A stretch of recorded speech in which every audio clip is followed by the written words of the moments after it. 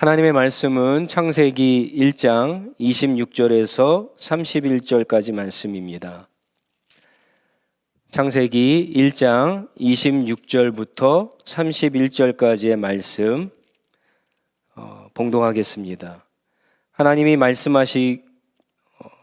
말씀하시기를 우리가 우리의 형상을 따라서 우리의 모양대로 사람을 만들자. 그리고 그가 바다의 고기와 공중의 새와 땅 위에 사는 온갖 들짐승과 땅 위를 기어다니는 모든 길짐승을 다스리게 하자 하시고, 하나님이 당신의 형상대로 사람을 창조하셨으니 곧 하나님의 형상대로 사람을 창조하셨다. 하나님이 그들을 남자와 여자로 창조하셨다. 하나님이 그들에게 복을 베푸셨다. 하나님이 그들에게 말씀하시기를 생육하고 번성하여 땅에 충만하여라. 땅을 정복하여라. 바다의 고기와 공중의 새와 땅 위에서 살아 움직이는 모든 생물을 다스려라 하셨다. 하나님이 말씀하시기를 내가 온 땅 위에 있는 씨 맺은 모든 채소와 씨 있는 열매를 맺는 모든 나무를 너희에게 준다. 이것들이 너희의 먹거리가 될 것이다. 또 땅의 모든 짐승과 공중의 모든 새와 땅 위에 사는 모든 것, 곧 생명을 지닌 모든 것들에게도 모든 푸른 풀을 먹거리로 준다 하시니 그대로 되었다. 하나님이 손수 만드신 모든 것을 보시니 보시기에 참 좋았다. 저녁이 되고 아침이 되니 엿새 날이 지났다. 아멘. 예전에 사역하던 교회에서 있었던 일입니다. 교회 안에 저에 대한 이상한 소문 하나가 돌았습니다. 제가 전도사 때였는데요. 새로 온 유전도사가 쌍꺼풀 수술을 했다라는 소문입니다. 새로운 전도사가 하나 딸을 데리고 왔는데 아이를 보니까 쌍꺼풀이 없는 거예요. 엄마도 없고 전도사만 진한 쌍꺼풀이 있으니까 호기심이 많던 권사님들이 유전도사가 쌍꺼풀 수술을 했다는 결론을 내렸고 그 소문이 온 교회에 퍼진 겁니다. 소문을 듣고 굉장히 억울했습니다. 고등학교 때 제 별명이 꺼풀이였거든요. 꺼풀이. 고등학교 친구들을 캐나다로 부를 수도 없고 답답했습니다. 그러다가 2년이 지난 후에 그 소문이 오해로 밝혀졌습니다. 제 둘째 아이가 태어난 겁니다.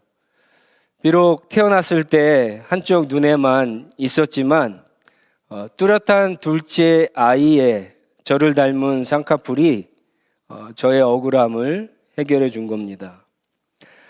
자녀들이 다 예쁘지만 저를 닮은 쌍꺼풀이 있다는 이유로 저의 억울함을 풀어준 둘째 아이가 더 예뻤습니다.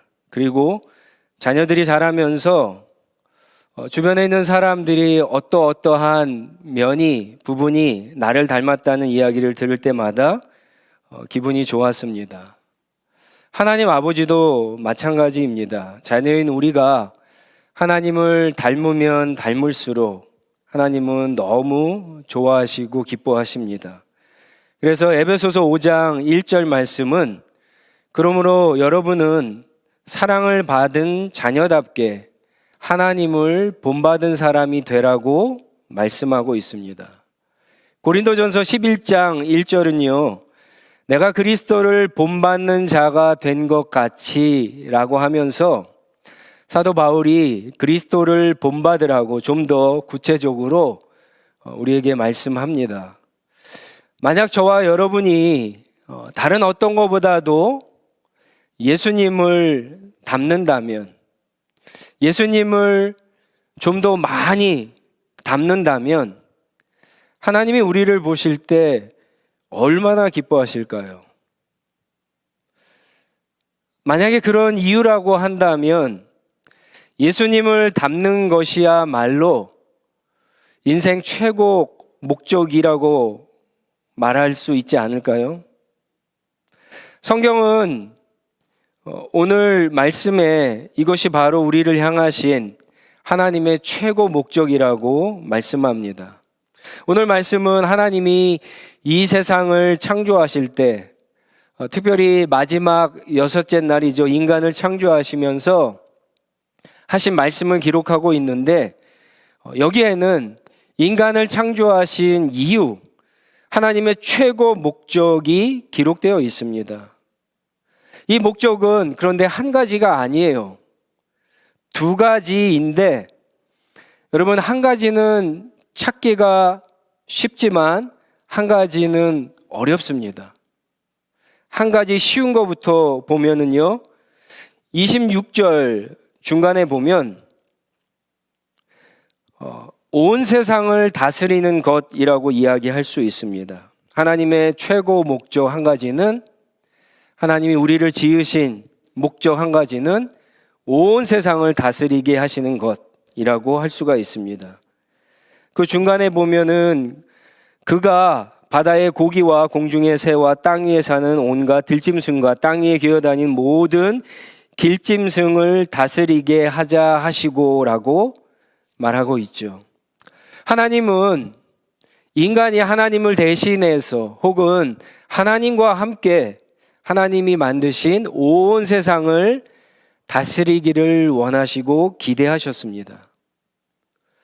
여러분, 정말 놀라운 하나님의 은혜 아닙니까? 정말 엄청난 하나님의 특권 아닙니까? 그런데 첫 번째 인간이자 모든 인간을 대표하는 아담이 이것을 거절합니다. 이것을 거부하고 불순종합니다. 하나님 앞에 반역의 죄를 짓습니다. 하나님의 대리자로서 세상을 다스려야 하는데 그렇게 하지 않고 자기가 왕이 되어서, 자기가 하나님이 되어서 온 세상을 다스리려고 시도를 한 겁니다. 그래서 뱀의 유혹을 받아 선악을 알게 하는 나무 열매를 맺고 아담이, 모든 인간이 타락을 하게 된 겁니다. 그 결과 아담과 아담의 후손인 모든 인간은 하나님의 심판과 영원한 형벌 아래 살아가게 되었습니다. 하지만 하나님은 그렇다고 계획을 바꾸거나 원래 의도하셨던 하나님의 최고 목적을 바꾸시지 않으셨습니다. 하나님은 예수님을 보내주시죠. 그리고 예수님을 믿는 모든 자들의 죄를 용서하시고 저와 여러분들을 하나님의 자녀로 삼아주셨습니다. 그러니까 예수님을 믿고 구원을 받는다는 것은 하나님의 자녀가 된다는 것이고, 하나님의 자녀가 된다는 것은 결국 온 세상의 주인이고 왕이신 하나님의 자녀, 왕의 자녀가 된다는 뜻입니다. 따라서 왕의 자녀가 된다라고 하는 것은 하나님을 대신해서 혹은 하나님과 함께 온 세상을 다스리는 원래 하나님이 의도하셨던 하나님의 최고 목적, 특권을 다시 회복되었다라고 하는 뜻입니다. 마치 누가복음 15장에 집을 나간 둘째 아들이 집에 돌아오니까 아버지가 어떻게 합니까? 잔치를 벌이죠. 그리고는 새 옷을 입히고 손에 반지를 끼워서 다시 둘째 아들의 지위를 회복시켜 줍니다. 그리고는 집안 살림을 맡게 한 것과 같은 겁니다. 구원이라고 하는 것이 단지 죄로부터 벗어나는 것, 어떤 영원한 형벌로부터 벗어나는 것이 아닙니다. 성경이 말하는 구원은 훨씬 넓은 의미가 있습니다. 오늘 우리가 보는 것처럼 하나님이 인간을 원래 창조하신 최고 목적으로부터 회복하는 것을 포함합니다. 그래서 하나님과 다시 함께 하나님을 대신해서 하나님의 청지기로 온 세상을 다스리는 하나님의 자녀가 되는 것을 구원이라고 하는 겁니다. 그래서 성경은 구원을 새 창조라고 그렇게 표현을 하죠. 그리고 또 구원받은 성도들을, 신자를 가리켜서 새로운 피조물이 되었다라고 부르는 겁니다. 자, 그렇다면 회복된 최고 목적인 세상을 잘 다스리기 위해서 우리는 어떻게 해야 할까요? 너무나 간단한 문제입니다. 세상을 잘 알아야겠죠. 그러니까 재미있는 드라마나 영화를 보는 것도 좋지만 세상이 지금 어떻게 돌아가고 있는가, 그런 세상 소식에 관심을 가져야 합니다. 어떤 분들은 머리가 아프다고 뉴스를 전혀 보지 않는 분들이 있어요. 어떤 분들은 정치나 사회 문제에 아예 관심을 끈 분들도 계시는데, 그렇게 세상이 어떻게 돌아가는지 모르면 세상을 잘 다스릴 수가 없습니다. 칼 바르트라고 하는 유명한 신학자가 있는데, 이분의 말처럼 한 손에는 성경을, 그리고 한 손에는 신문을 쥐어야 그리스도인들이 세상을 잘 다스릴 수 있는 겁니다. 나에게만 일어나는 일, 나의 문제에만 관심을 갖지 마시고 하루에 10분이라도 세상 돌아가는 일에 관심을 가져야 합니다. 그런데 이것만으로는 부족하고요. 이제 나머지 또 하나의 최고 목적을 알아야 우리가 세상을 잘 다스릴 수 있습니다. 다시 26절로 돌아가셔서 26절 전반부를 보시면 이런 말씀이 있습니다. 하나님이 말씀하시기를 우리가 우리의 형상을 따라서 우리의 모양대로 사람을 만들자. 제가 여기서 하나님의 형상과 하나님의 모양이 무엇을 의미하는지 자세히 설명하지는 않겠습니다. 이 말을 간단히 이야기하면 나머지 최고 목적이 무엇입니까? 하나님을 닮은 사람을 만드는 것이 하나님의 최고 목적입니다. 아까 처음에 봤던 처음 목적이 무엇을 해야 하는가, doing의 문제라고 하면 나머지 목적은 뭡니까? 내가 무슨 존재가 될 것이냐, being의 문제라는 거예요. 처음 목적이 내가 어떤 직업을 가지고 하나님 앞에 영광을 돌리며 살까라는 질문이라면, 그 다음 나머지 하나는요, 내가 어떤 사람이 되어야 하나님이 기뻐하실까, 영광을 받으실까라고 하는 문제입니다. 그런데 진짜 문제는 많은 그리스도인들이 첫 번째 목적만 관심을 갖는 것이 문제입니다. 우리는 하나님을 만나거나 하나님께 은혜를 받으면 이런 기도를 하시는 분들이 있어요. 하나님, 제가 무엇을 해야 하나님이 기뻐하실까요? 하나님, 제가 어떤 직업을 가져야 하나님께 영광을 돌리며 살까요? 이런 질문 하시죠? 이런 질문이, 이런 기도가 결코 나쁘다는 것이 아닙니다. 굉장히 좋은 질문이고 기도입니다. 사실 이런 질문과 기도조차 하지 않는 분들이 많이 있습니다. 하지만 이것보다 더 중요하고 이것보다 우선되는 질문은 하나님, 제가 어떤 사람이 될까요? 라고 하는 질문입니다. 여러분 26절을 다시 이제 전체를 천천히 한번 읽어보세요. 하나님이 말씀하시기를 우리가 우리의 형상을 따라서 우리의 모양대로 사람을 만들자. 보세요.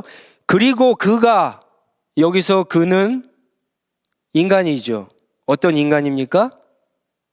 앞에서 얘기했던 하나님의 형상, 하나님을 닮은 사람, 그가 세상을 다스리게 하자라고 하는 것이 하나님의 목적이라고 하는 거예요.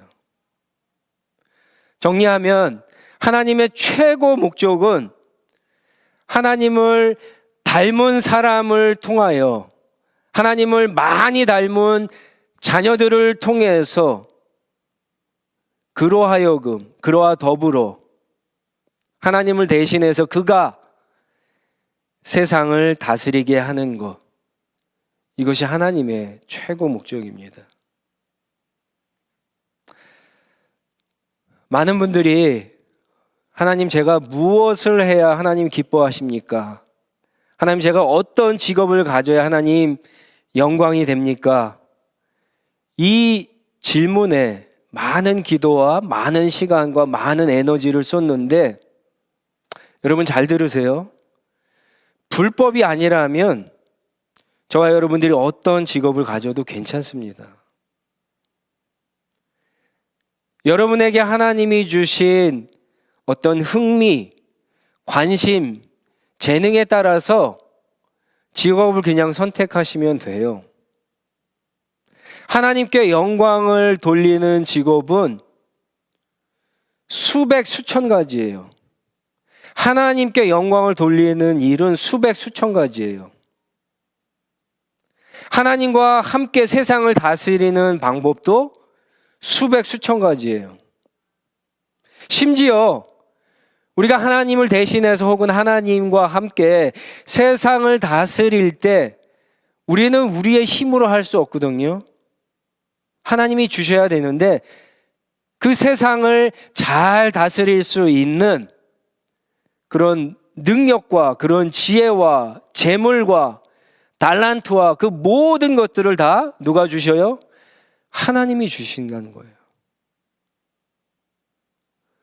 그러니까 우리가 기도할 때 하나님, 제가 어떤 직업을 가져야 되겠죠? 어떤 일을 해야 하나님 영광이 될까요? 라고 하면서, 하나님 나에게 좋은 직업 주세요. 하나님 나를 높은 위치에, 자리에 올려주세요. 하나님 나로 하여금 많은 재물과 명예와 권력을 주세요. 이렇게 기도할 필요가 없다는 거예요. 이런 것들은 하나님 보시기에 우리가 필요하면 주실 수도 있고 안 주실 수도 있는 거예요. 그런데 성경을 보면 하나님이 어떤 사람을 사용하십니까? 큰 그릇, 아름다운 그릇, 금그릇, 은그릇, 깨끗한 그릇을 쓰십니다. 하나님은 저와 여러분이 얼마나 많이 예수님을 닮았는가, 얼마나 많이 거룩한 삶을 추구하고 있는가, 온전한 삶을 추구하고 있는가, 하나님 거기에 더 관심을 갖고 계십니다. 한국 뉴스를 보신 분들은 아시겠지만 요즘 한국은 정인이 사건으로 떠들썩합니다. 제가 자세한 사건 이야기는 하지 않겠습니다. 여러분, 이 사건을 한번 뉴스나 그것이 알고 싶다 1월 첫째 주에 아마 나오는 걸로 기억하는데요.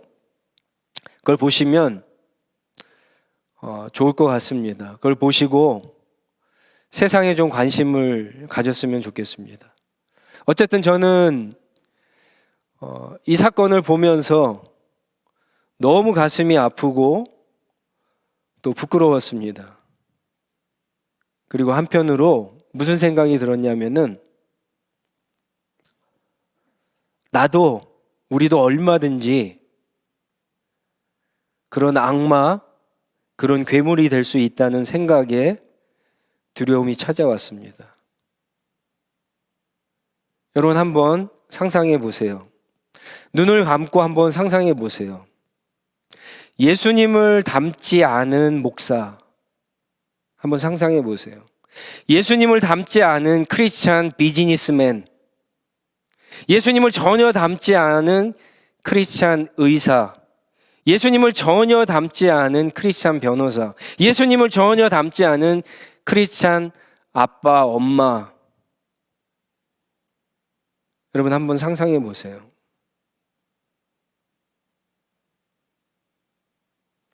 뭐 예배 잘 참석하고 헌금 생활 잘하고 봉사 잘하고 뭐 그런 거 이야기하는 거 아니에요. 그런 거 다 잘해도 만약에 예수님을 닮지 않은 우리의 모습을 한번 생각해 보세요. 우리가 어떤 일을 하든지 간에 예수님을 닮지 않은 하나님의 자녀인 우리의 모습을 한번 생각해 보세요. 괴물은 예수님을 믿지 않은 사람들이 아니에요. 아무리 모태 신앙이라고 할지라도, 아무리 부모님이 목사라고 할지라도, 아무리 평생 교회와 기독교 문화 안에서 성장했어도, 아무리 기독교 대학을 나왔어도, 아무리 수많은 구제와 봉사활동을 했어도 입양 아무나 할 수 없죠. 정말 입양과 같은 어려운 일을 했어도 그 사람이 예수님을 전혀 닮지 않으면 누구든지 악마가 될 수 있고 누구든지 괴물이 될 수 있다는 거예요. 죄송한 말씀이지만 20년, 30년 신앙생활 했는데 예수님을 닮은 모습이 내 안에 없다면, 발견하기 어렵다면 어쩌면 그 사람은 서서히 괴물이 되어가고 있는지도 모르겠습니다. 여러분들 올해 많은 계획, 많은 목적을 세우시고 출발하셨을 거예요. 성경 통독 한 번 하는 거, 빼먹지 않고 큐티하기, 뭐 하루에 30분 이상 기도하기, 예배 늦지 않기, 뭐 11조 생활 잘하기, 제자 훈련하기, 어려운 사람 도와주기, 올해는 꼭 한 영혼을 전도하기, 시안 모임 이제 앞으로 줌으로라도 저희가 시작할 예정인데 시안 모임 잘 참석하기, 어떤 사람은 취업해서 하나님 앞에 영광 돌리기, 결혼해서 하나님이 기뻐하시는 가정 만들기, 비즈니스 잘해서 하나님께 영광 돌리기. 보통 이런 목적들 세우셨을 거예요. 다 좋습니다. 그런데 이런 것들을 하는 최종적인 목적이 코로나로 어려운 2021년, 불확실한 2021년, 수많은 어려움과 위기를 피하고 나는, 우리 가정은, 우리 교회는 평안한 길을 가며 세상에서 인정받고 성공하는 것이 되면, 그게 최종적인 목적이라고 한다면 그것은 잘못된 목적이라고 하는 거예요. 잘못된 계획을 세우신 거예요. 오히려 그런 것들을 왜 해야 됩니까? 이런 것들을 통해서 하나님께 멀어졌는데 조금 더 가까이 가는 것. 그래서 하나님과 더 깊이 교제하는 것. 그런 수단으로, 그런 방법으로, 그런 기회로 삼으셔야 되는 거예요. 그래서 이런 것들을 통해서 우리 주님과 함께 사귀게 되면 그것이 한 달이 되고 1년이 되고 5년이 되고 10년이 되면 여러분 어떤 일이 벌어집니까? 주님이 우리를 닮지는 않아도요, 우리는 주님을 닮게 되어 있어요. 부부가 서로 닮듯이, 자녀가 부모를 닮듯이, 좋은 스승을 닮듯이, 정말 좋은 친구를 닮듯이 우리는 주님을 닮아가게 됩니다. 주님을 알아가니까, 주님을 알면 알게 될수록 와, 정말 주님이 좋으신 분이구나. 예수님을 좋아하게 되고 흠모하게 되고 사랑하게 되고 예수님이 나의 아이돌이 되게 되고, 그래서 그분과 더 깊이 가까이 하게 되고 1년, 2년, 3년, 5년, 10년이 지나니까 여러분 우리가 예수님을 조금씩 닮게 되는 거예요. 우리가 세운 모든 계획, 목적은요, 최종적으로는 예수님을 닮기 위해서라고 하는 사실을 여러분 꼭 기억하시기 바랍니다. 아기가 세상에 태어나면 어떤 아기임에도 불구하고 그 아기는 얼마나 예쁘고 사랑스러운지 모릅니다. 그런데 그 아기가 시간이 지났어요. 1년이 지나고 2년이 지났는데 아기가 걷지를 못해요. 말하지 못해요. 자라지 않아요. 그러면 부모 마음이 어떨까요? 아기를 보는 주변 사람들의 마음이 어떨까요? 그 아기가 만약에 점점 자라면서 부모를 닮는 것이 아니라 옆집 사람을 닮고 흉악한 악인을 닮아가면 여러분 어떻겠습니까?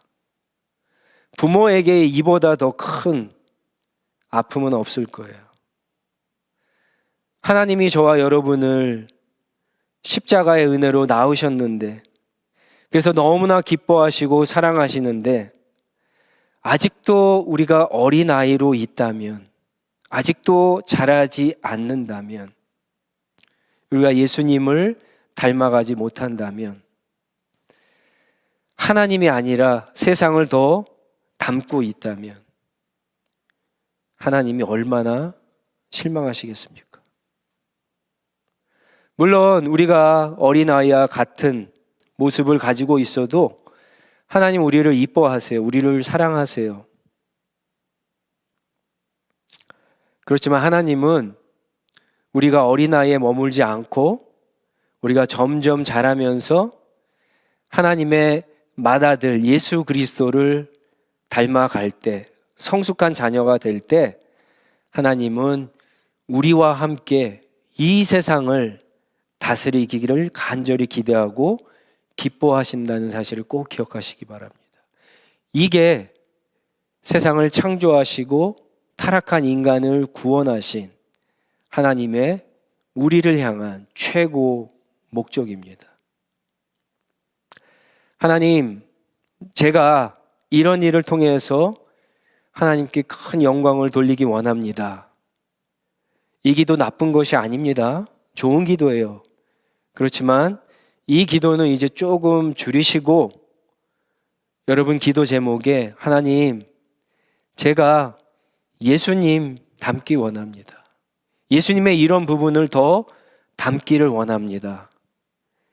이 기도를 드리시고 이 기도 때문에 고민하시고 이것을 실천하실 수 있는 저와 여러분들이 되시기를 바랍니다. 그래서 예수님을 더 많이 닮아가는 저와 여러분, 우리 하늘시약교회 공동체가 되기를 간절히 주님의 이름으로 축원드립니다. 우리 한번 같이 기도하겠습니다.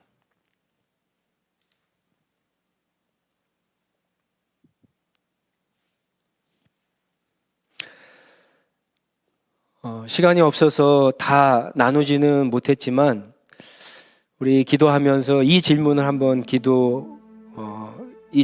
해봤으면 좋겠습니다. 나에게 예수님을 닮은 그런 성품이 있는가? 우리의 지혜, 우리의 능력, 우리의 모든 것들은 하나님이 다 주시지만 성품은 우리가 정말 닮아가야 되는 부분이거든요. 그리고 굉장히 오랜 시간이 걸립니다. 이제 예수님 믿기 시작한 지 얼마 안 된 분들은 모르겠지만 그래도 또 예수님을 믿은 지 연수가 좀 된 분들은 이 질문을 꼭 해보셔야 돼요. 나는 예수님을 닮은 부분들이 있는가? 나는 어떤 성품을 닮았는가?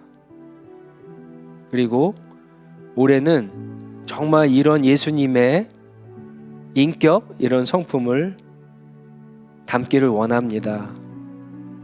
그런 기도를 하나님 앞에 드렸으면 좋겠습니다. 갈라디아서 5장 22절, 23절이나 베드로서 1장 5절, 7절에 보면 예수님의 성품들이 많이 나오는데 예를 들면 예수님의 친절함, 이것도 정말 우리가 닮아야 되는 부분이죠. 예수님의 온유함, 성실하심, 신실하심, 그 다음에 예수님 남을 향해서 불쌍히 여기는 그런 마음들, 또 죄인까지도 이렇게 원수까지도 포용하시는 마음, 용납하는 마음, 오래 참는 마음, 사랑, 너무나 많은 우리가 당연히 닮아가야 될 부분들이 있는데, 이런 부분들을 닮아갈 수 있도록 기도했으면 좋겠습니다. 어떤 일을 열심히 해서 결과를 드리는 것보다 이게 사실은 더 중요해요.